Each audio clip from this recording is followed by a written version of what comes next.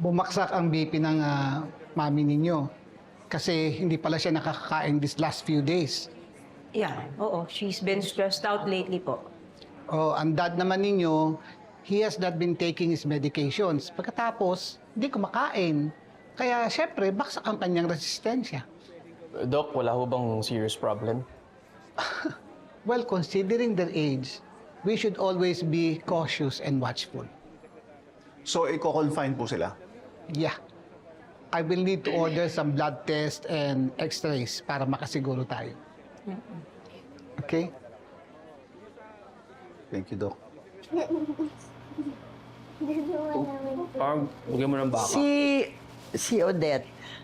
Ano baka? May Barn. binili lang, ma. Old MacDonald had a barn. Si Francis.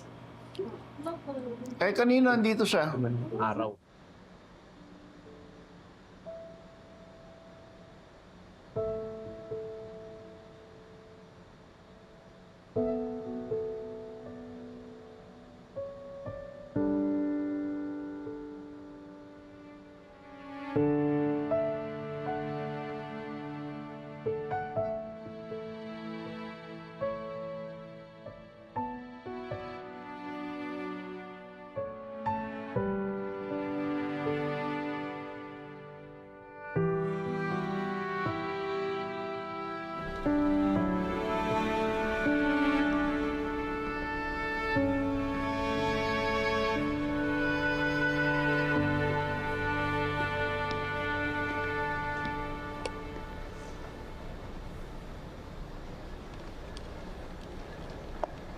Na-claustro ka na sa room.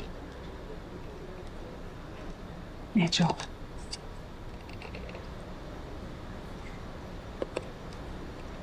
Kumusta si Francis? Masakit pa rin yung katawan niya, but he's clear to go home.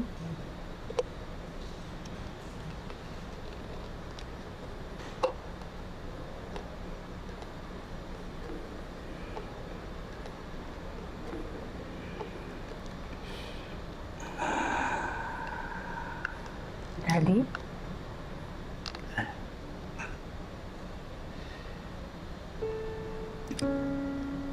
Iniisip ko lang kung paano ako nagkulang sa parent. I tried my very best to provide for them and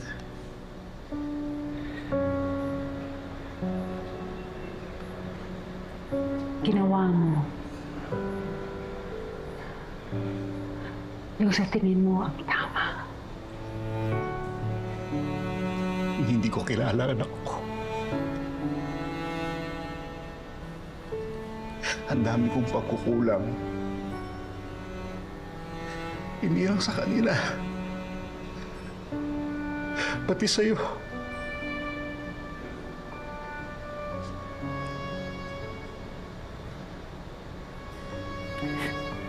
Hindi pa huli ang lahat. We can fix this. We will fix this, okay?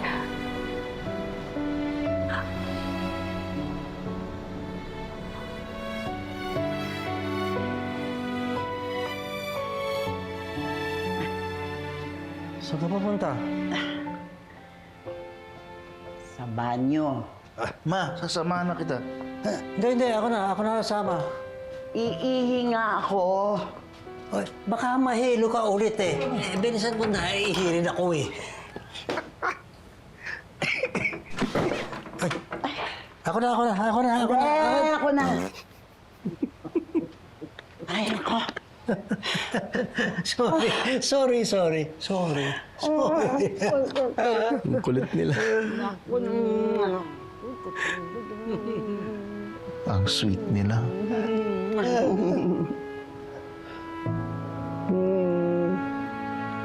O ikaw, Eleanor, pwede ka nang umuwi. Pero ikaw, Francisco, dito ka muna, ha? Ayokong umuwi. Paano ang daddy nyo? Mami, nandito naman kami ni ate. Kami na lang po magre-relyebo. Hindi nyo kaya ang daddy nyo. Ma, sa bahay, makakapagpahinga ako dito kung ano-ano pang masasagap ng germs. Kaya nga. Ang matigas ang ulo. Tama siya doon, tama siya. Kaya papahanda ko na yung discharge mo, ha? Okay? Ayoko umuwi. Oo, umuwi.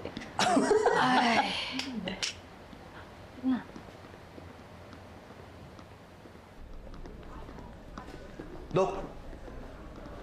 Oh, sandali lang po. Parang napansin namin na parang weak si Daddy. Well, normal naman ang kanyang mga blood tests. So, other than asthma, he should be okay. Tsaka, Dok, wala pa rin appetite eh. Ano kaya yun? Actually, yan nga ang worry ko eh. Kasi, binigyan ko na siya ng mga pampagana. Baka naman may ibang problema? Like what? Well, emotional, psychological. Alam niyo, may mga na-encounter akong patients, hindi gumagaling. Kasi, ang gamot na talagang kailangan nila is the will to live. So why not give your father a good reason to be excited about life? Baka mag-work. Try. Okay? Yeah, Dok.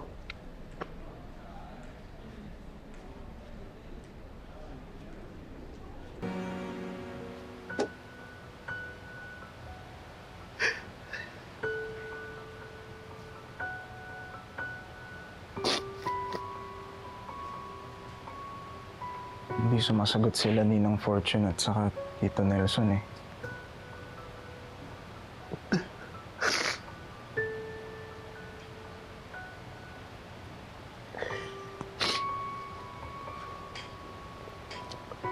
Dad, ano ba sabi ng doctors? Is Lolo dying? No. I thought he was going to die, but no, it's not that. I'm not ready to lose him.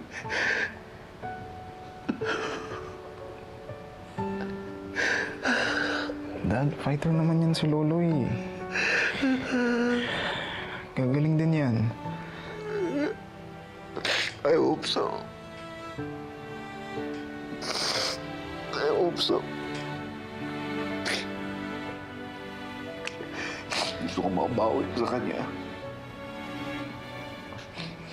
Gusto ko sana maparamdam ko pa sa kanya how grateful I am. And how much I love him.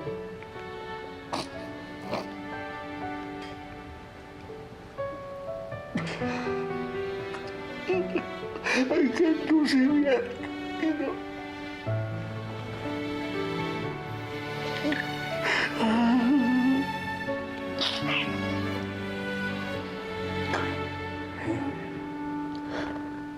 Hindi ako mamamatay.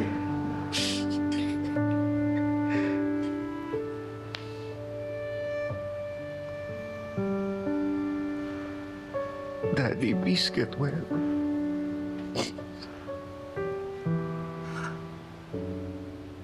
Samantha mo.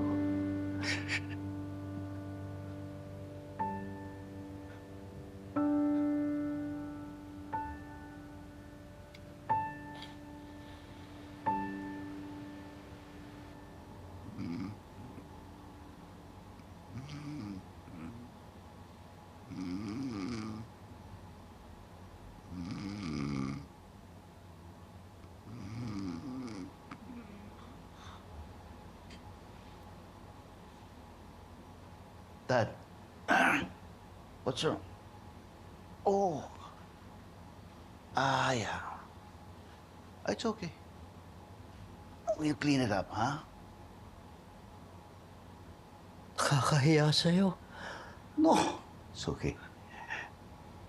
Ilang beses mo bang ginawa ito para sa akin? Nung bata ako. Ano yan? Oh.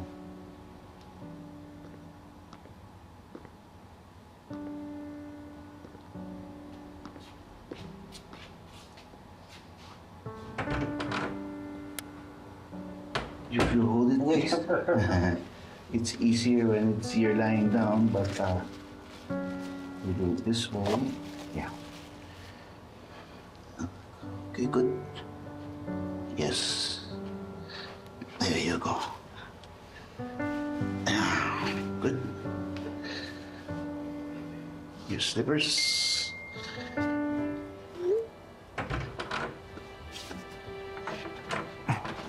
Oh, what? Nahold up daw si Ninang Fortune sa shop. Ha? Sige ma'am, babalitaan na lang namin kayo. Salamat, sir.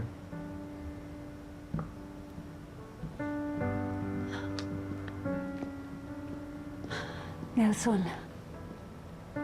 Fortune.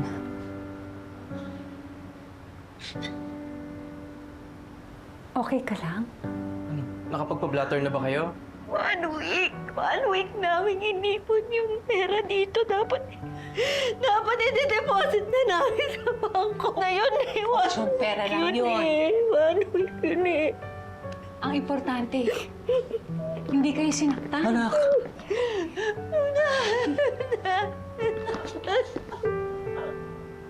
nasaktan ka ba?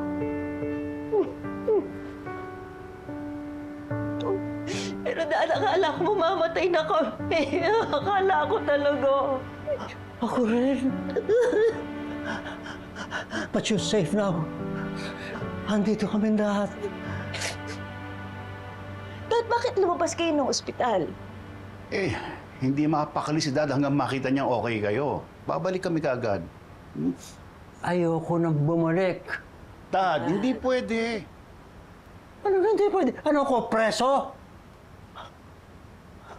Daddy.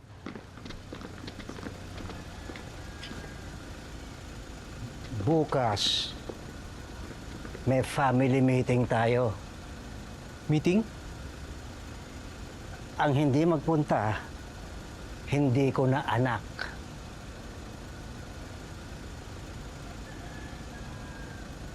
Ba't ako tinuturo nyo? Hoy, better late than never to. Umabot ako. Kala nyo.